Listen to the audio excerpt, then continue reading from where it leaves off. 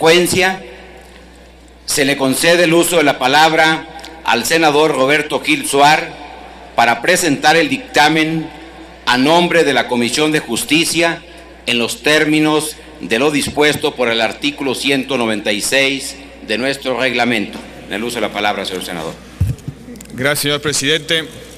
Para fundamentar el dictamen que ha sido emitido por las Comisiones Unidas de Justicia, Gobernación y Estudios Legislativos segundo, no sin antes reconocer la valiosa contribución de las señoras senadoras y los señores senadores, de los presidentes de estas comisiones y sus integrantes, en la conclusión del trámite legislativo de una ley que por mucho tiempo ha sido esperada, una ley a la cual nos obligaba una reforma constitucional en un plazo determinado y que hoy se convierte o está a punto de convertirse en una realidad. La reforma constitucional del 6 de junio de 2011 partió de una preocupación compartida y generalizada. El juicio de amparo había dejado de ser una institución protectora y garantista, la que fue en sus inicios, y de cierta forma se había convertido en un juicio que propiciaba una aplicación formal y rigorista de los derechos fundamentales. Las palabras y los conceptos jurídicos plasmados en la ley y en la Constitución encadenaban al juez y con ello a la propia justicia. En un esfuerzo mayúsculo, la comunidad jurídica, después de muchos años, logró concertar una reforma constitucional cuyo objetivo fue ampliar la protección constitucional de los ciudadanos. Para lograrlo, entre otras modificaciones, el órgano reformador de la Constitución introdujo nuevos conceptos jurídicos y amplió los alcances de nuestra entrañable figura del amparo. Como consecuencia de esta reforma, recayó en el Congreso de la Unión una inmensa responsabilidad: lograr articular una ley reglamentaria que no solo respetara y honrara las modificaciones constitucionales, sino que también le diera nueva vida e impulso. El proyecto de decreto por el que se expide la ley de amparo se presentó en esta Cámara de Senadores hace poco más de 2 años, el 15 de febrero de 2011. Se empezó a discutir al mismo tiempo que se analizaban las reformas constitucionales ya mencionadas. Después de extensos debates se logró aprobar el 13 de octubre de ese año. Era entonces el turno de nuestra colegisladora de deliberar. Fue hasta el 12 de febrero del año en curso que la Cámara de Diputados aprobó la minuta que hoy está a consideración de esta Asamblea. Regresa esta ley para el propósito de analizar 8 modificaciones al cuerpo normativo y 3 al cuerpo de los transitorios. Es la posibilidad también de aprobarla, ponerle fin a su trámite legislativo y enviarla al Ejecutivo para efectos de su promulgación y su publicación. Hoy las Comisiones Unidas de Justicia, Gobernación y Estudios Legislativos segunda presentamos ante ustedes, compañeras senadoras, compañeros senadores, el dictamen por el que se aprueban y se allanan a las modificaciones realizadas por la Cámara de Diputados y que da lugar a una nueva ley de amparo. La pregunta que nos tenemos que hacer en este momento es si la ley que está contenida en este dictamen cumple satisfactoriamente las expectativas y retos planteados en la reforma constitucional de 2011. A juicio de estas comisiones, la respuesta es afirmativa. La nueva ley de amparo, en consonancia con la reforma del 6 de junio de 2011, extiende la puerta de entrada a la justicia constitucional, especialmente con la introducción de 3 conceptos que podemos considerar como conceptos abiertos.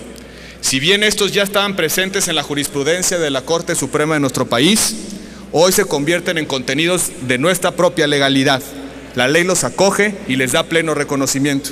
Y me refiero a los conceptos de derechos humanos, normas generales e interés legítimo como la nueva fisonomía del juicio de amparo.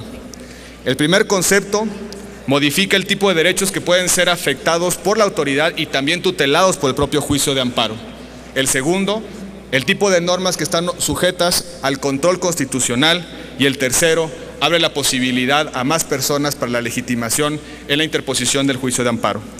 El concepto de derechos humanos, en consonancia con la reforma en esa materia, sustituye al concepto tradicional de las garantías individuales.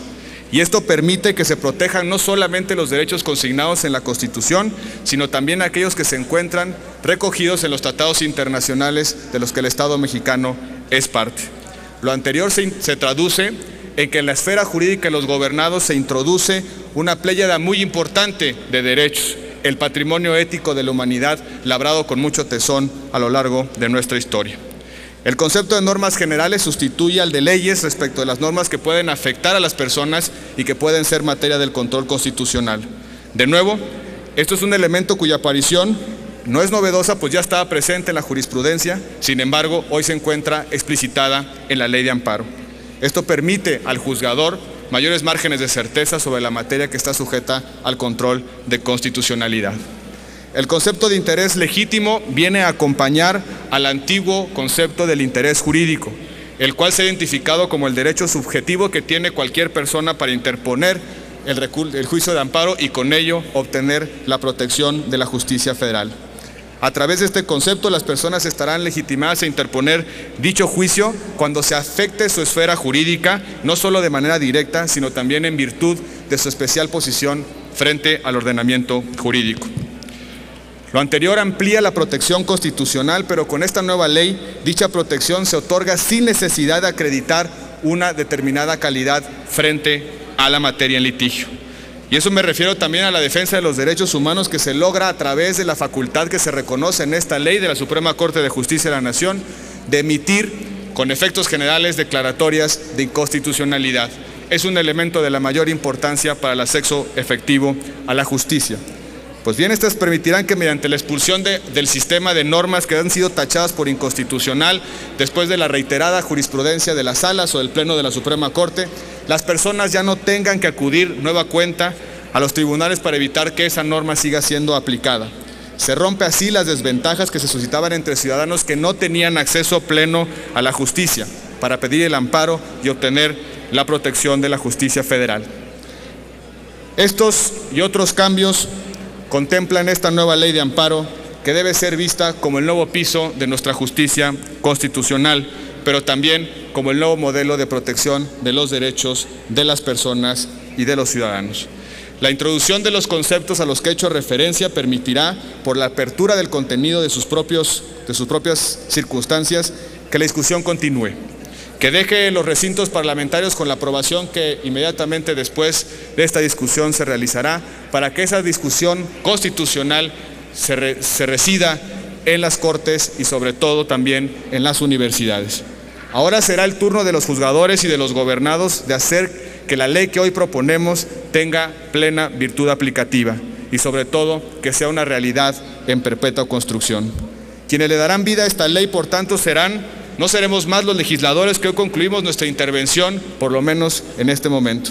Será el Poder Judicial y los ciudadanos, los operadores jurídicos, quienes se encargarán de darle vida a sus contenidos y de hacer de este texto realidad maleable que nos permita acercarnos a un mejor estadio de protección de los derechos en nuestra democracia. Las comisiones que hemos dictaminado esta ley, estamos convencidos de que la ley de amparo, que hoy concluirá su trámite legislativo, es una ley buena para México y sobre todo buena para los mexicanos. Muchas gracias, señor presidente. Gracias, señor senador Roberto Gil Suar.